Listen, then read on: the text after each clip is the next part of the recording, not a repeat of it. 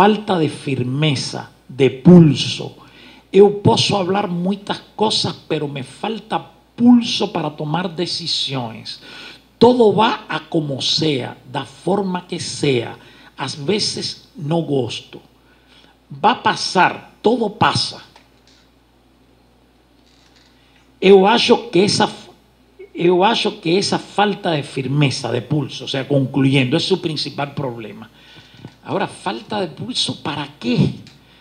Vocês não percebem, tem algo no dito que evidencia um conflito, mas um conflito actual, porque o filho morreu tem 15 anos. Então, evidentemente, o trabalho aqui tem que ser trazer, isso joga com o primeiro que tu tinhas destacado lá. Então, o pesquisador va pensando indicadores, relacionando indicadores, abrindo hipótesis que son las que nos van a llevar a configurar una representación del problema. O sea, a configuración subjetiva no aparece a priori, él aparece dos sentidos subjetivos que van apareciendo dentro de las expresiones que a gente estudia. Mas esto es apenas un protocolo para un ejercicio. Mas este protocolo fue un resultado de aplicar un monte de instrumentos y de tener un monte de sesiones de trabajo. Entonces, o interés que traz esto es un dos objetivos de nuestra pesquisa. Mostrar cómo cada deprimido tiene una configuración subjetiva diferente que no existe en el pasado o en un trauma, idea que ya Freud tenía criticado cuando superó, mas que existe en una dinámica actual que está configurada subjetivamente, mas que o cara no tiene una representación de ella. Por tanto, no puede generar alternativas. Está fixada en un problema. Claro, ese fue el objetivo de nuestra pesquisa. Puede ser cualquier otro. Este protocolo na íntegra está aquí con Marcia. Os que quieran procurar para hacer un ejercicio constructivo interpretativo. Siempre sería importante que leyeran un texto, que está también aquí, no está en la biblioteca, supongo. Un libro, claro, quien lo compre mejor ainda. Subjetividad y pesquisa cualitativa, os procesos de construcción de información. Con eso fechamos. Yo quería apenas mostrar a vocês como os indicadores y as hipótesis no están en lo que se dice, están en lo que aparece. La tienen que construir vocês. Por eso es constructivo interpretativo. Y esto que nos estamos viendo aquí, gente, aparece en estudios institucionales, aparece en estudios familiares, esas zonas que a familias tendo no dito. Todas familias tienen espacios, mas tem zonas que ninguém fala. Entonces, cuando você comienza a penetrar, cuando las personas comienzan a falar, las propias personas son testemunhas de cosas que ellas nunca pensaran que tenían mexido con ellas. Ahora, gente, como vocês ven, este es un tipo de pesquisa que es inseparable de un pesquisador que esté pensando, que no tenga miedo a se aventurar con sus criterios, que no tenga miedo a hacer conjeturas y acompañar y defender ellas. Eu tomara que vocês, aquí está un núcleo da Marcia, da profesora Marcia, que na verdade ontem tuvimos uma excelente defensa de mestrado, primera vez que de verdad un joven de mestrado entra en la construcción de configuraciones de sentido. Y aliás, esto no es un mito. Con grande frecuencia a mí me preguntan, profesor, ¿y si en lugar del señor es otra persona quien faça pesquisa, va a tener los mismos resultados? Gente, eso es como preguntarle a un cocinero si un cake de chocolate que le faça una receta, ven otro y va a hacer igual. Na ciencia no ten dos cosas calcadas, no va a ser igual, como también no es igual no paradigma cuantitativo, donde, por ejemplo, las pesquisas de padrón A, padrón B, cultura coronaria, comenzaron en los 58 y hasta hoy estamos frente a conclusiones contradictorias. Porque un problema grave del paradigma tradicional es que controla determinadas variables, aquellas que el pesquisador consigue enxergar, mas el mundo es infinito los sistemas que son significativos en la organización de un problema. Y esto es una forma de generar vías de inteligibilidad, no a pretensión de tener verdades. O sea, para mí es suficiente estar entrando en una dimensión del problema que hasta ahora no ha sido trabajada, y no sacrificar esa posibilidad para me ajustar a una narrativa totalmente establecida dentro de nuestra ciencia. Yo pienso que son caminos. Inclusive este es un recurso que aquellos que no vayan a trabajar en una perspectiva cualitativa pueden utilizar complementar en una perspectiva cuantitativa. Claro, eso sería otra forma de construir, evidentemente, y de valorizar los resultados. Entonces, yo fico por aquí. Pasamos entonces a las preguntas. Preguntas, críticas, cuestionamientos, gente, o que vocês quiserem. Yo en este momento de mi vida estoy muy abierto a todos esos cuestionamientos porque he aprendido a crecer a través de vosotros. Aliás, todos están, porque como dice Moscovici, a teoría de la representación social comenzó conmigo, mas no morre conmigo. Y yo no sé cómo va a morrer. Y es verdad. Bien, pregunta entonces. Professor, o senhor demonstrou muito respeito pela abordagem quantitativista. Em vários momentos o senhor falou, não, são contribuições diferentes. Em outros momentos o senhor falou, é até possível que eu consiga enxergar elementos comuns. Até colocou que está aberta uma vaga na sua equipe para um quantitativista que tem. Só que eu tenho minhas dúvidas sobre essa contribuição da abordagem quantitativista para a sua proposta. E aí eu gostaria de ver se eu estou enganado nisso. Sim. Existe uma ligação em que eu poderia enxergar uma contribuição da abordagem quantitativista para a sua concepção? Eu coloco desde epistemologia qualitativa e subjetividade, é algo que reitero em vários livros, que o problema do quantitativo e o qualitativo está dado a nível epistemológico. O problema grave da forma, porque na verdade eu penso que é uma falsa definição o tipo de pesquisa que se diz quantitativa nas ciências humanas, na verdade, mais que quantitativa científica, é pesquisa totalmente empírica, são pesquisas ateóricas, em um modelo positivista que limita muito a pesquisa. Agora, a quantificação é uma operação de produção de significado. Por exemplo, eu esteve em Equador, tem um grupo muito forte, o TINJA na época, tem uns 20 anos, uns 15 anos, que dirige um epidemiólogo que se chama Jaime Breil. Claro, esto não é uma área da saúde.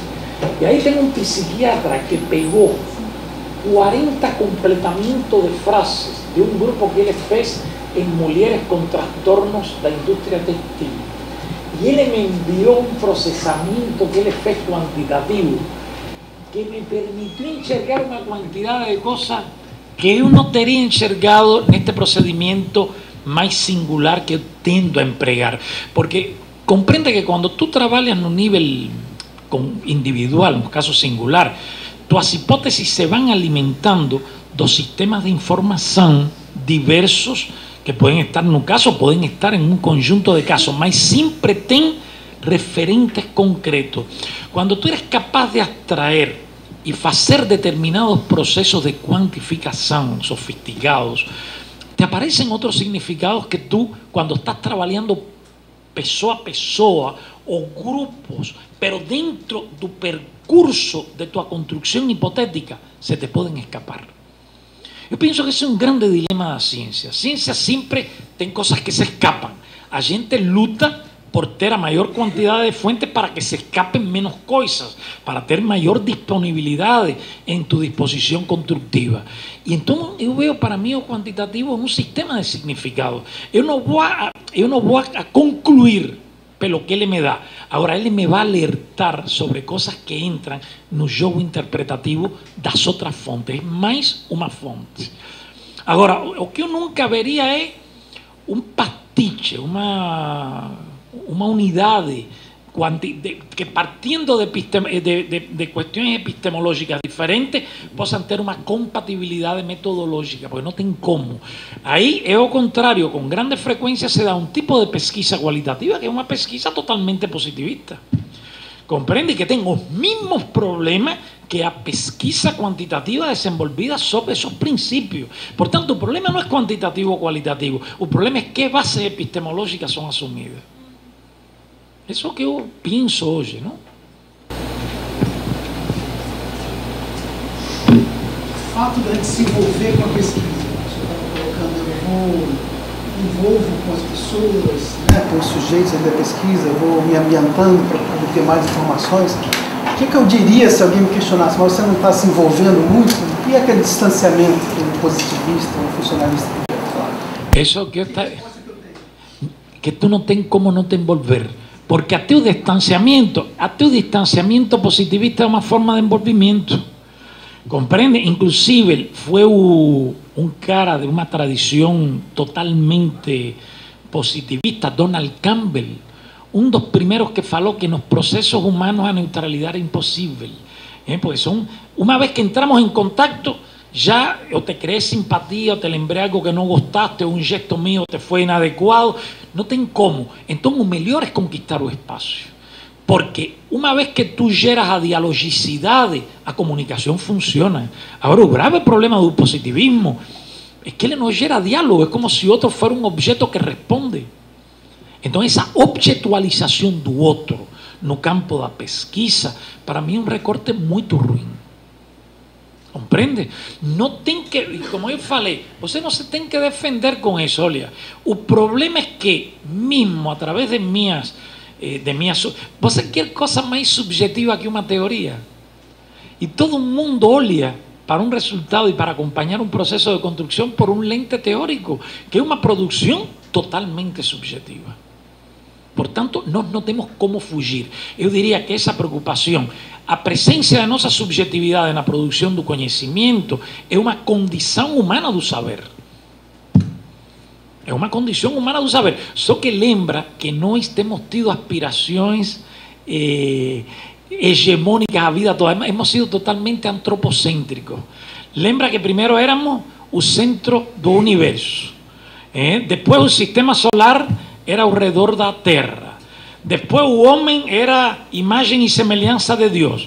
Deus tinha que ser muito imperfeito se o homem é imagem e semelhança de Deus. E agora sabemos que não somos nada.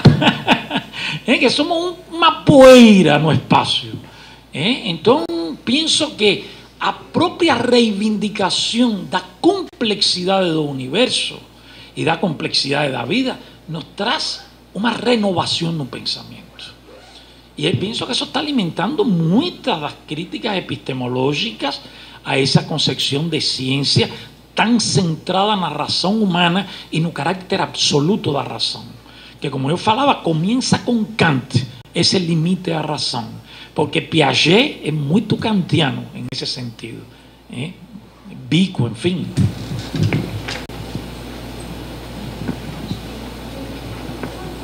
Quem?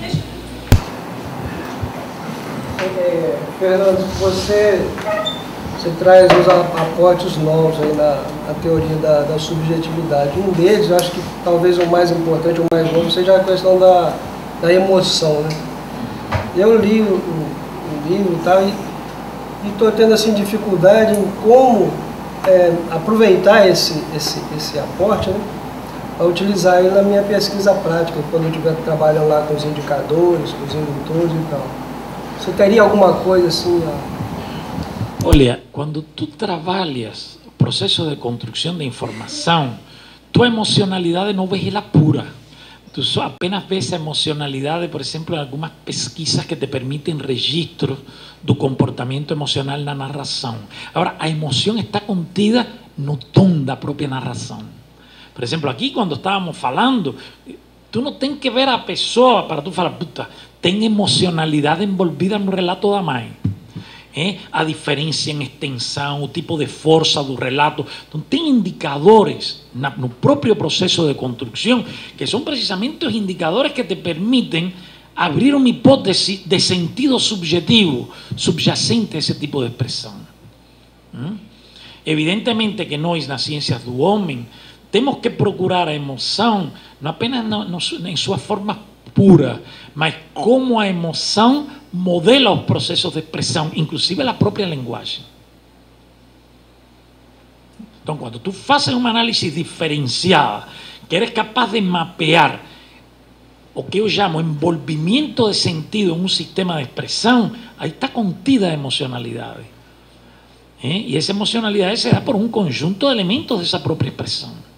Porque precisamente o homem, quando fala, tem uma emocionalidade que flutua no percurso da fala, que é o mesmo que tu observas quando tu colocas uma pessoa com hipertensão, tu le registras a tensão durante as 2 horas de conversa contigo e tu tem, ou por exemplo, quando tu le colocas a uma pessoa, que esto é uma pesquisa muito interessante também de nós, a de hipertensão, tu le colocas a 24 horas o aparelho, então ela vai preenchendo o diário, 16 horas tal cosa, 14. Então tu ves que a pressão dela teve picos às 16 horas e às 21, coisa estranha. Então tu le perguntas, tu vas ao relatório da atividade, 16 horas e 21 foram 2 momentos em que ela se encontrou com sua mãe. Então, isso te permite abrir hipóteses. Claro, tu tens que desentrañar a mãe, em que contexto, que outras pessoas, qual é o tecido que estava envolvido aí. Porque realmente um dos aspectos importantes nas pesquisas que hoje a gente leva de saúde é o lugar de emoção no disparo de respostas biosomáticas. Por exemplo, a hipertensão é um exemplo disso, fortíssimo. Ela funciona como uma espécie de instrumento. Uma expressão sobre a qual os instrumentos estão procurando informação. Compreende? É um indicador importante, muito importante. Eu queria saber sobre a devolução dos dados, por exemplo, pesquisa no grupo de mulheres a respeito de alguma questão, e pelo que o senhor colocou, tem todo um envolvimento, uma aproximação. Sim. E aí, depois da pesquisa pronta, esses dados são devolvidos, assim, até com o objetivo de alguma mobilização para determinado assunto? Esses dados são devolvidos, assim, até com o objetivo de alguma mobilização para determinado assunto? É que essa é a ideia da pesquisa tradicional. Não tem nada a devolver se você está devolvendo todos os dias na conversa. Essa pessoa é interlocutora de você, ela pergunta, ela questiona, ela se expõe, ela se coloca. Então a ética aqui não é o grande sábio que vai para depois passar a informação e que a pobre ovelha faça algo útil. Não, é que o próprio processo de pesquisa é um processo de colocar o outro no lugar do sujeito. Então, estamos dialogando o tempo todo. Tan é assim que uma vez que se constitui esses grupos, sobre eles se fazem tese de mestrado, depois uma tese de doutorado, depois se continua como grupo de apoio terapêutico e de reflexão aberta. Nós usamos publicamente grupos de reflexão aberta, pois não gostamos do grupo terapêutico, de reflexão aberta. E são muitas as mulheres que se incorporam, muitas. Portanto, tem uma produtividade, porque o que sim tem neste tipo de pesquisa é que você não tem como abrir um espaço e depois que terminou a pesquisa, um mestrado que dura 2 anos, bem, gente, muito obrigado pela cooperação. Não, você criou um espaço vivo que não se interrompe administrativamente, se continua. Entende? E nós temos o grupo de pesquisadores e temos os grupos de pesquisados que estão aí, trabalhando. O grupo continua, entanto o grupo se sienta com necessidade de manter esse vínculo. A gente não descontinua o grupo se descontinua quando as pessoas entendem. Agora, entanto elas precisam do apoio, a gente dá o apoio, que é uma das características que esta pesquisa tem. Porque a gente, na verdade, não está coletando dados, a gente está criando campos de relação que não se podem interromper por o fim da pesquisa.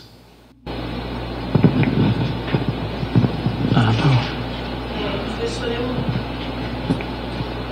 gostei muito da sua colocação aqui a respeito do protocolo, né? Como é importante observar esse campinho, né? O critério objetivo, né?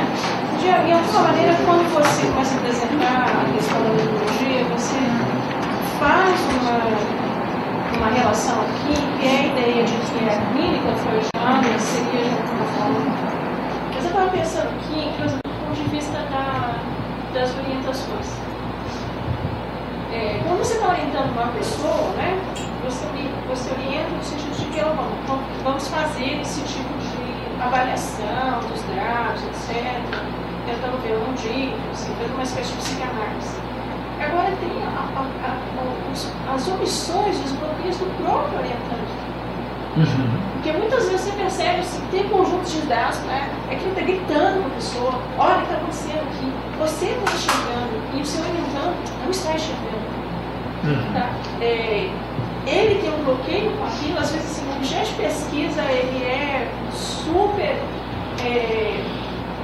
significativo dos seus bloqueios, daquilo que está reprimido, do que ele busca, né? E você, como orientador, como é que você se posiciona numa situação dessas? E por quê?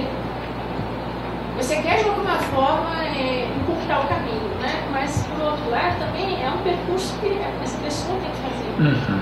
Né? Eu já tive problemas aí de militantes que, às vezes, ficava assim, falava alguma coisa, a pessoa chegou a ficar 3, 4 meses sem falar comigo, para não enfrentar aquilo que eu tinha contado. Sei lá, tem aqui um bloqueio, tem aqui uma porta que você precisa abrir, a pessoa não tem a porta, sumiu. Né? Então, como é que você faz? Eu realmente ainda não tive isso. Mas isso é interessante, ¿por quê? Porque a pesquisa, de fato, coloca tanto o pesquisador como ao pesquisado, e mais este tipo de pesquisa, frente a evidencias humanas extraordinariamente complexas. Por exemplo, tengo un filme, no sé si algún de vocês fue a ver, que es un filme altamente subversivo en este momento en los cinemas de ensayo en São Paulo, que es Segredos Íntimos. Ese filme es espectacular. Aliás, tem muitos filmes neste momento que traem estes temas, mas esse é forte, é um filme forte. Então, evidentemente que às vezes o próprio orientando, como tu colocas, Ana Paula, ele choca, ele não consegue ir além porque ele viviu uma experiência, se é ela, por exemplo, que isso sim eu teve, mas não como orientando, teve como monografia de graduação. O sea, una moza que me dice que quiere estudiar un estudio cualitativo de un diario de una menina que fue abusada sexualmente. Y empieza a trazer as piezas do diario, as conversas, todo muy interesante. Pero qué interesante que ella me estaba estudiando a mí durante el proceso. Entonces, en un momento que ella traz a culpa que a menina sentia pelo fato de ter gozado, disfrutado o abuso. Pero você sabe, tem abuso e abuso, não era um abuso com violência, era uma menina de 9 anos que tinha um professor de música e o professor la acariciava e tal, e a menina ficava doida para que o professor chegara, compreende? Então, é muito tranquilo, le falei, olha, mas a menina não tem nada que se envergonhar, isso é um prazer sadio, ela não tem problema, o problema é o abusador, mas não a menina. E aí, uma sessão depois, que ela me traz, me fala, este diário é meu, eu sou a menina professora e decidi abrir o jogo porque o Senhor, pela primeira vez na minha vida, me tem dado uma resposta que eu me senti acolhida. Então, eu quero continuar isto, mas é comigo mesmo. Então, que problemão é aquele? Aquilo estava fora de mim. Mas continuamos. Ela tinha o diário realmente escrito, ela construyó figuras acima de eso, defendió y a la vez a orientación virou uma psicoterapia. Era un espacio terapéutico, porque a propia producción de conocimiento de ella sobre su experiencia vivida fue un espacio de mudanza, de procurar alternativas. Eso que nós a veces estamos tan embutidiños de que si es psicoterapia, si es a pesquisa, una forma de terapia con grande frecuencia. Se puede dar eso que te aconteció a ti o esto que... Ahora, na pesquisa, prioridades são os resultados da construção. Então, eu não posso sacrificar, caso que meu aluno não chegue, ele não enxergue. Eu dou para ele, olha, aqui tem indicadores, porque tem uma coisa e que é uma das críticas que eu faço, e penso que Freud não poderia ter ido mais longe do que foi. Agora, a partir de Freud, a partir do próprio Lacan, se gera um certo hermetismo epistemológico da psicanálise, que é, por exemplo, Freud trata isso muito bem numa obra já dele, do final da vida, que se chama Construções em Análise, onde ele diz, a gente tem que superar isso de que se o analisando acompanha a gente, estamos no caminho certo. E se ele se opõe, nos rejeita ou fuge, é uma resistência. Isso é falso. Temos algo assim, muito interessante. Só que ele não desenvolveu isso. Porque